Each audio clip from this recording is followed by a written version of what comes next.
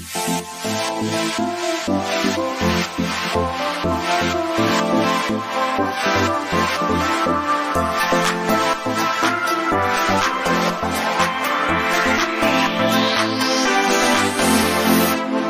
morning students, how are you? I hope all are well. Today we discuss class 8th chapter number 5 geography industries. First part we discussed in first video. Let's start with the second part. First point is distribution of major industries. अब जो major industries हैं क्या distribution है, कौन कौन सी वो industries हैं. First thing है हमारे पास iron, second is steel, third is textile industries. ये 3 टाइप्स की इंडस्ट्रीज़ हैं जिनके बारे में हम कंटिन्यू करेंगे इस वीडियो में. अब अगर हम आयरन और स्टील की इंडस्ट्रीज़ की बात करें तो वो कहाँ पे लोकेटेड है? वो लोकेटेड हैं जर्मनी, यूएसए, जापान, रशिया.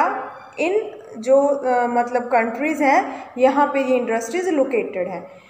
दूसरी तरफ अगर हम टेक्सटाइल इंडस्ट्रीज़ की बात करें तो वो India, Hong Kong, south Korea, Japan की लोकेशन की बात करें कि वो कहाँ पे लोकेटेड है, वो है इंडिया, हांगकांग एंड जापान. ठीक है, ये मेजर टेक्सटाइल इंडस्ट्रीज़ हैं जो यहाँ पे लोकेटेड हैं. अब हम इनके बारे में वन बाय वन डिस्कस करेंगे.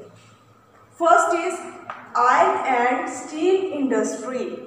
अब आयरन और स्टील इंडस्ट्रीज़ क्या है, कहाँ पे लोकेटेड है, क्या प्रोसेस करना पड़ता है कि हमारे पास स्टील आ जाए आयरन से. ठीक है, तो यहाँ पे हम डिस्कस करेंगे कि जो आयरन है, आयरन की इंडस्ट्रीज़ हैं, स्टील की इंडस्ट्रीज़ हैं, वहाँ पे बहुत ही प्रोसेस होता है. उसके बाद हमारे पास मटेरियल रेडी होता है रॉ मटेरियल से. यहाँ पे 2 टाइप ऑफ हमारे पास प्रोसेस हैं. फर्स्ट है इनपुट, सेकंड इज़ आउटपुट. ये हमने फर्स्ट वीडियो में भी डिस्कस किया था. इनपुट में क्या आ जाता है, जो आपका रॉ मटेरियल होता है. ठीक है, और आउटपुट में जो उससे हमारे पास कोई थिंग रेडी होती है, हमें इनकम आती है, उसको हम उसकी आउटपुट बोलते हैं. फॉर एग्जांपल अगर हम कॉटन की बात करें, पहली वीडियो में हमने पेपर को डिस्कस किया था. अब कॉटन की बात करते हैं कि पहले हम कॉटन को ग्रो करते हैं, आफ्टर दैट उससे हम अपने शर्ट्स बनती है हमारी. बहुत सारा प्रोसेस करना पड़ता है इंडस्ट्रीज़ में, देन हमारे पास एक शर्ट आती है. क्लियर. अब यहाँ पे क्या है कि जो ये प्रोसेस है, आयरन को अगर हमने स्टील में कन्वर्ट करना है तो उसके लिए हमें क्या करना पड़ेगा, सबसे पहले हमारे पास रॉ मटेरियल होना चाहिए. सेकंड थिंग क्या है कि जो रॉ मटेरियल है उसको हम एक ब्लास्ट फर्नेस है वहाँ पे डालेंगे. ठीक है, वो ब्लास्ट फर्नेस आपकी बुक में भी दिखाई दी है. इस तरह की एक ब्लास्ट फर्नेस है. ठीक है, जिसमें हमने आयरन ओर डाल दिया है. क्लियर. और क्या होता है यहाँ पे, इसके अंदर एक स्मेल्टिंग पॉइंट आ जाता है. स्मेल्टिंग, अब मैंने बोला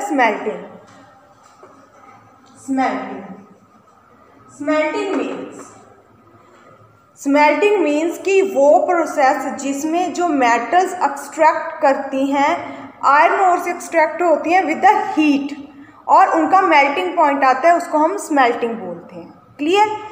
नेक्स्ट क्या हमारे पास कि अगर हम बात करें कि आयरन टू स्टील हमने कैसे बनानी है ब्लास्ट फर्नेस में. ठीक है, सबसे पहले क्या होता है कि हमारे पास कोल होता है. कोल ले लिया आपने, देन कोल में क्या ऐड करोगे आप, कोल में आप करोगे आयरन ओर ऐड कर दी. ठीक है. थर्ड, आप अगर हम थर्ड पॉइंट पे जाएं तो वहां पे क्या करेंगे हम, लाइमस्टोन. देन हमारे पास क्या आएगा, स्टील. प्रोसेस कैसे स्टार्ट होता है, आयरन टू स्टील. आयरन से हम कैसे स्टील बनाते हैं, firstly we use coal, after that iron ore, next limestone and we made steel. उसके बाद हमारे पास स्टील बन जाती है. क्लियर. अगर हम यहाँ पे 1800 AD बिफोर 1800 AD की बात करें तो जो आयरन ओर और स्टील की इंडस्ट्रीज थी वो रॉ मटेरियल उनके लिए बहुत ही ज़रूरी था. पावर सप्लाई ज़रूरी थी, वाटर ज़रूरी था. अगर ये सारी थिंग्स होंगी तभी हमारे पास प्रोसेस करने के लिए मटेरियल होगा, तभी हम मैन्युफैक्चरिंग कर सकते हैं, चीज़ें बना सकते हैं। तो इसीलिए हमें इन सब चीज़ों की बहुत ज़्यादा नीड थी और ये इजीली हमें अवेलेबल भी थी, ठीक है, 18,000 में। उसके बाद मतलब थोड़ी बहुत और इम्प्रूवमेंट आती गई, जैसे क्या हो गया, कैनल्स बढ़ गई, रेलवेज़ आ गई, जो एक्सपोर्ट करना होता था वो इजीली होने लग गया। ओवरसीज़ हमारे पास जो एक्सपोर्ट और इंपोर्ट करते थे वो आ गए, सी रूट्स आ गए, तो बहुत सारे बेनिफिशियल ये रूट्स हमारे लिए रहे, बहुत ज़्यादा डेवलपमेंट हुई। क्लियर? अब क्या था, अब जब हमारे पास रॉ मटेरियल है तो उसके लिए लेबर भी चाहिए, ठीक है, ट्रांसपोर्ट भी चाहिए, तो ये सारा कुछ करके फिर ही मार्केट में वो सेल करते थे। अब अगर हम यहाँ पे जो इम्पोर्टेंट स्टील सेंटर हैं उनकी बात करें तो वो स्टील सेंटर्स कौन से हैं, जमशेदपुर, भिलाई, बरहमपुर, ठीक है, मतलब ये सारे बहुत ही इम्पोर्टेंट स्टील जो हमारे स्टील के सेंटर हैं वो हैं। क्लियर? आफ्टर दैट कि यहाँ पे जो मेजर 4 स्टेट्स हैं जहाँ पे ये स्प्रेड हुआ है वो कौन सी हैं, वेस्ट बंगाल, झारखंड, उड़ीसा और छत्तीसगढ़, ठीक है, ये मेजर 4 हमारे पास स्टेट्स हैं। क्लियर? इसके बाद क्या है कि 1947 में 30 मिलियन टन जो हमारे पास प्रोडक्शन थी स्टील की वो इंक्रीज हुई है। Next is Jamshedpur. अगर हम जमशेदपुर की बात करें तो बिफोर 1947 में क्या हुआ कि जो आयरन और स्टील की मतलब प्रोड्यूसर्स थे बहुत ही जो मतलब हम बोल सकते हैं कि हाई लेवल के थे और आज भी वो हाई लेवल पे हैं। वो कौन थे? वो थे Tata iron and steel company limited. Tata motor सुनी है आपने, ठीक है, टाटा स्टील, टाटा के बहुत सारे अब ब्रांड आ गए। पहले क्या था कि Tata iron and steel company limited था जिसको हम टिस्को बोलते हैं, ठीक है। सबसे पहले जमशेदपुर में ये कंपनी आई थी, तब जमशेदपुर का नाम क्या था, साक्षी। अब इसका नेम चेंज करके क्या कर दिया, Jamshedpur. Clear? Next is Petersburg. अब अगर हम पीटर्सबर्ग की बात करें तो पीटर्सबर्ग में क्या हो गया, जो स्टील का सबसे इम्पॉर्टेंट सिटी थी, ठीक है, यूनाइटेड स्टेट थी अमेरिका की सबसे इम्पॉर्टेंट सिटी थी स्टील के लिए। बहुत सारी मतलब यहाँ पे लोकेशंस थी अच्छी जिससे रॉ मटेरियल भी मिलता था इनको, रिवर के सोर्सेज भी थे, पावर सप्लाई भी थी, एवरीथिंग।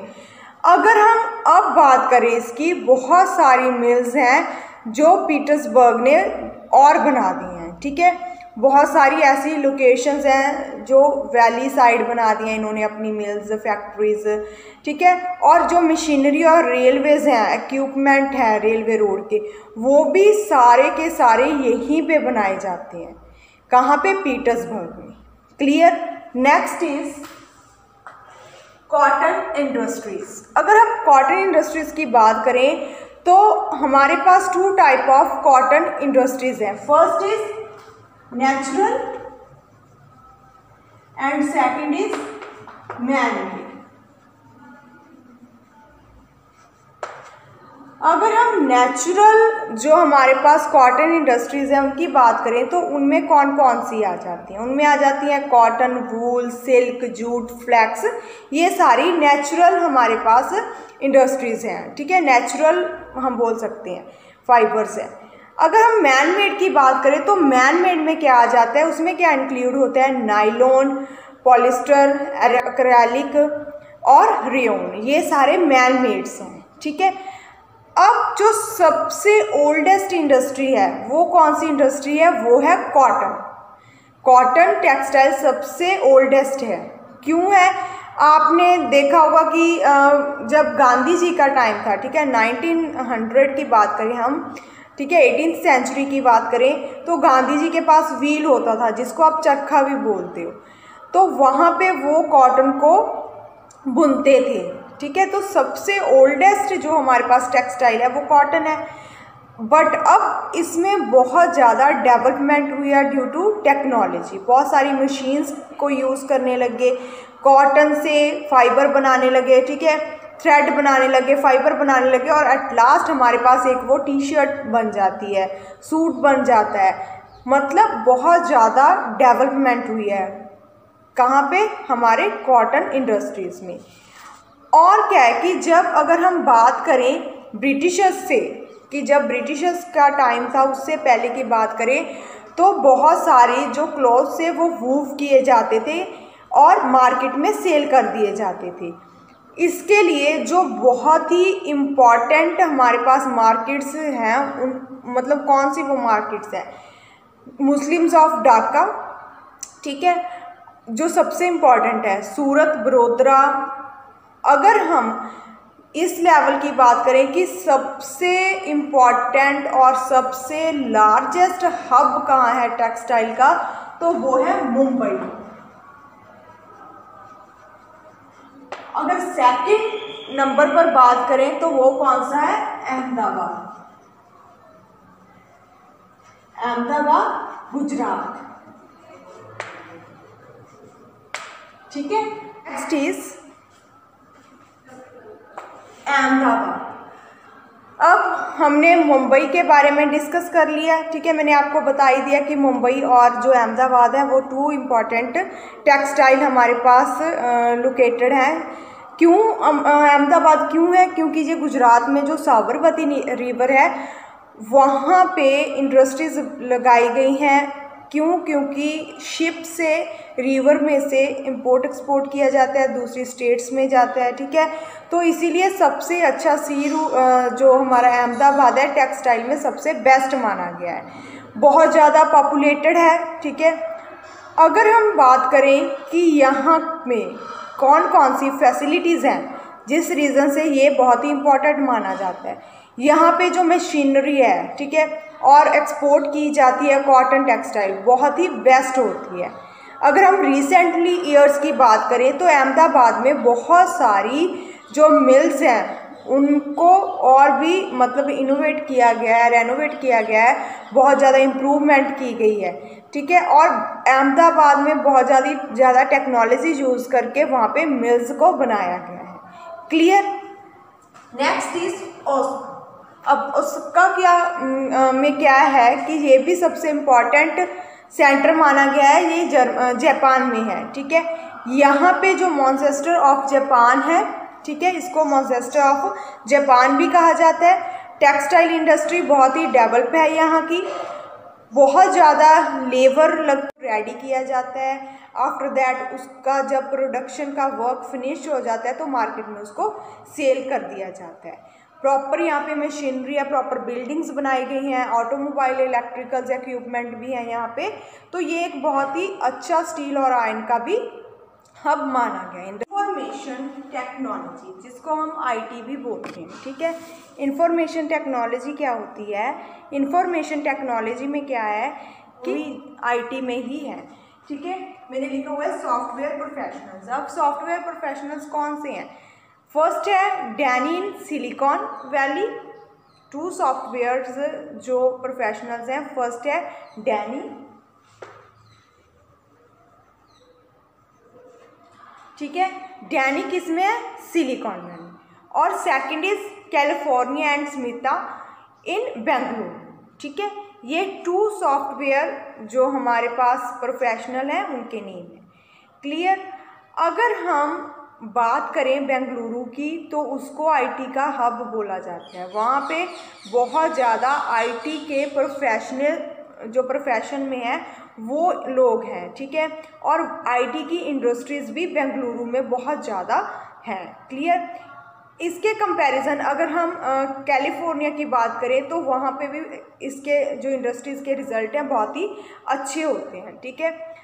इंफॉर्मेशन टेक्नोलॉजी में और क्या आ जाता है कि यहाँ पे स्टोरेज होती है, प्रोसेसिंग होती है, देन डिस्ट्रीब्यूशन होता है और इन्फॉर्मेशन आती है।